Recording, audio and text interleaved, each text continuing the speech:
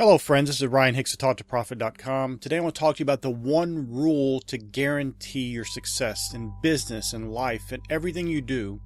This one rule will guarantee success.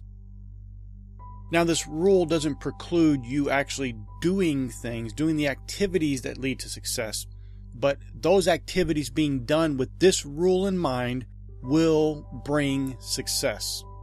This rule has to be the motivation, the way you perform all those tasks you have to perform to get success, all those things that are needed to do to bring your business to success, to bring your relationships to success, to bring your children to a place of success. Whatever it may be, this rule must be the basis, the foundation for that activity.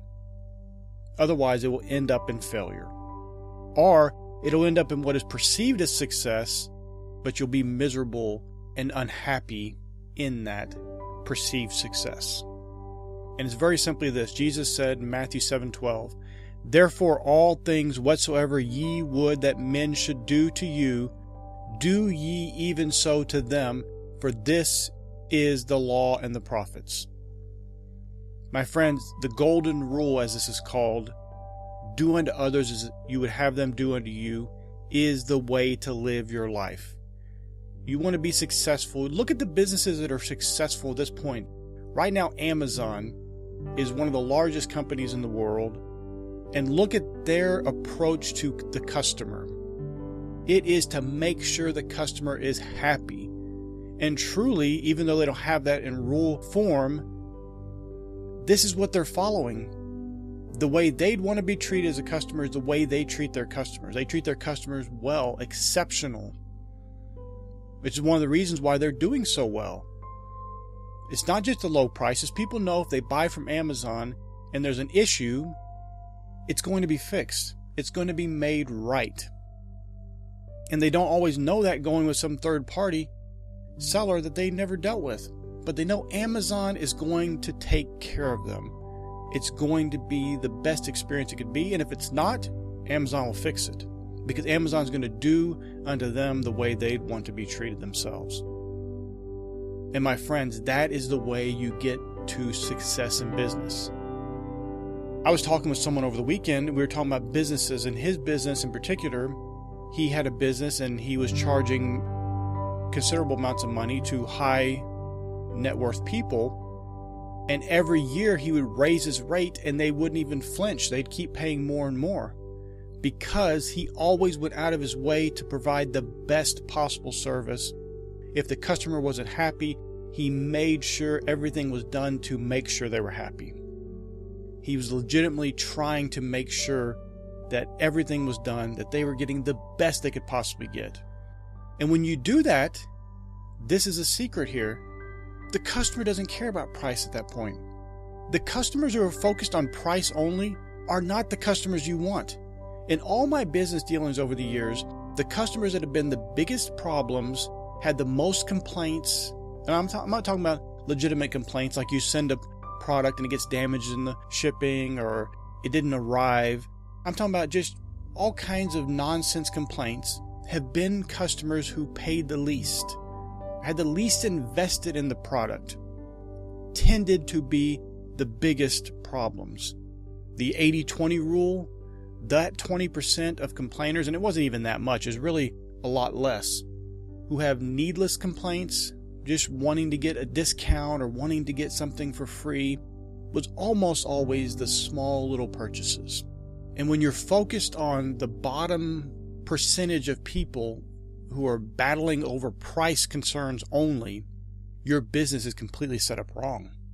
You need to be going after those people who are going to be the best customers, have the least amount of complaints, and spend the most amount of money. Obviously, you want to make the most profit. But in doing that, you want to make sure you're providing the best product for them, that they're glad to use their money with you and to get the best product they can get. You may be higher priced, but you're the best. The best can command a higher price because you are providing more value. When you're mediocre or not very good, that's when you're down in the bottom of the barrel fighting over the crumbs, battling each other over price. Price should not be how you're in business. That you're in business because you're the cheapest, you're the lowest. Sure, you should have a good, reasonable price. But if you're battling over price, it means you don't have any more value than the next person. The service, the goods you're providing are not better than the people down the street. So the only value you really have to base a sale on is we're lower priced. We'll give you the best price, the best deal. And that sounds good, and it seems like a real objection that a lot of customers have. But the reality is most customers are not buying or failing to buy based on price. Price alone is not the normal reason why people buy things. They buy things because it's going to fill the need in the best way possible. And so if you're down there and your product does not look any better than the next person's product, then that's when price comes in. They're going to buy the cheapest. If all things seem to be equal, why would they pay more? But if you have a better product, a better service, they know that buying from you is going to get the best product, the best service they could possibly get. That, my friends, is going to bring you success, because many people don't want to bother with just price alone. They want the best. They want the product that's going to be the best. They want the service that's going to be the best. They don't want to deal with hassles. They don't want to deal with problems.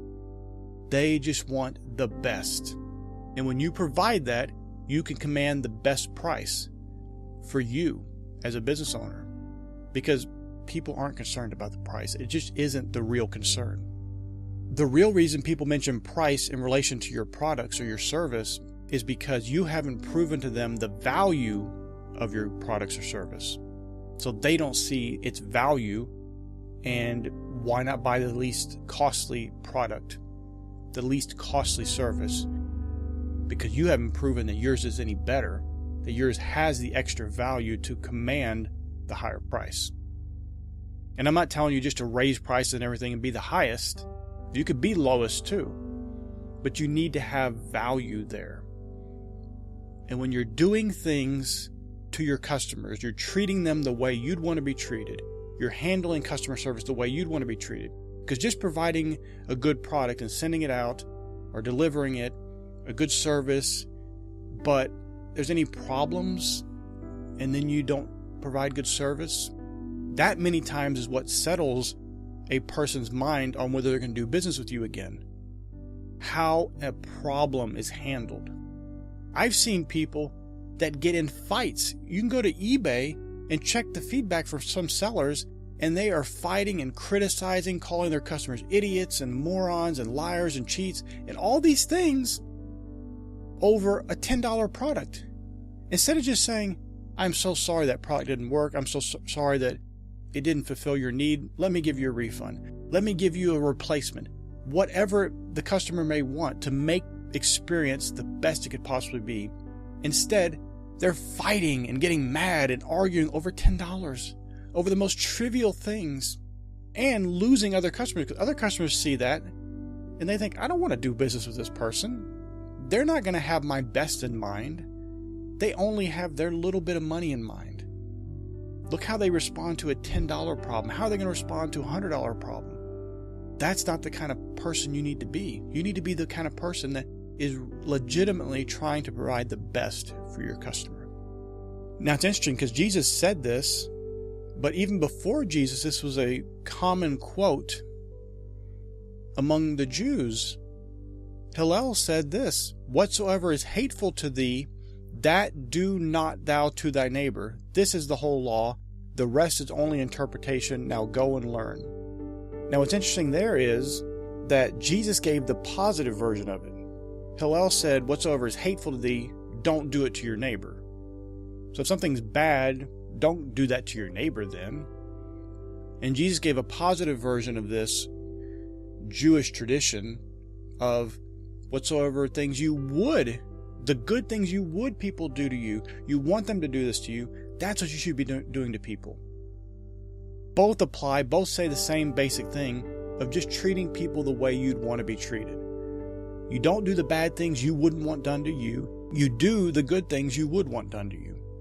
And when you apply that in business, which is what most customer service centric businesses today do, they treat their customers very well.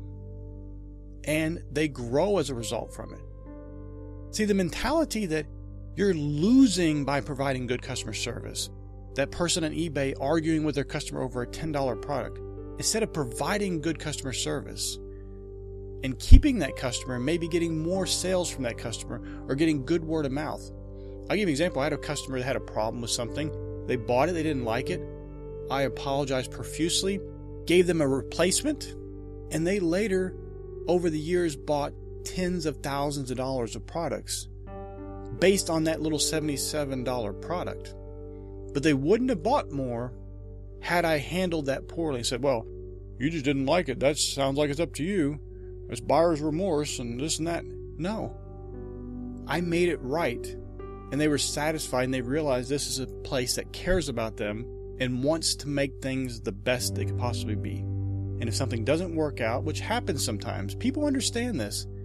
People aren't expecting everything to be 100% perfect. Especially when you're shipping products. Things get damaged. Things get lost. That happens.